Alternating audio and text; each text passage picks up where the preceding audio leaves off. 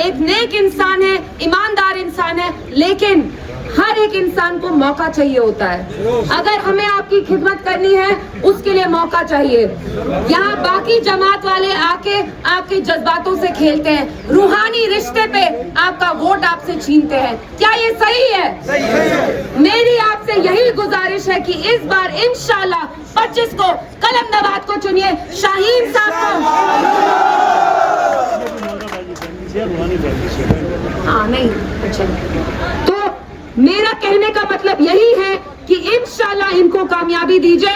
बाकी जो यहाँ जमात है 60 साल से इक्तिदा में रही है, आपके लिए उनने कुछ नहीं किया। जो हमने 5 साल में किया वो उनने 60 साल में भी नहीं कर पाए। तो अब हम जम्मू कश्मीर एक बहुत मुश्किल दौर से गुजर रहा है। आप लोग जानते हैं जब से 370 हटा यहाँ कितनी नाउमीदी है। मेरे इतने नौजवान भाई हैं, यहाँ बहनें हैं, बच्चियां हैं, बेटियां हैं, इतनी तालीम हासिल करें, घर पे बैठे हैं कि नहीं, बेरोजगारी है कि नहीं, महंगाई है कि नहीं।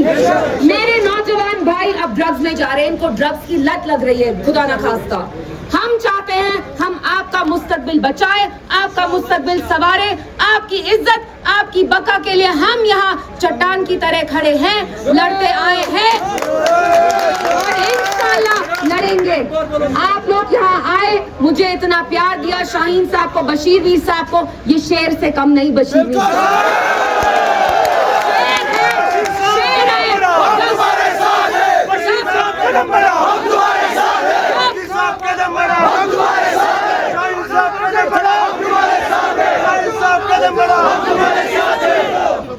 जब पीडीपी में बहुत सारे लोगों को लालच थी, लालच काम निकाला, मिनिस्टर बने, छोड़ दी पार्टी, लेकिन एक बंदा जो हमारे साथ दीवार की तरह, चट्टान की तरह खड़ा रहा, वो बशीर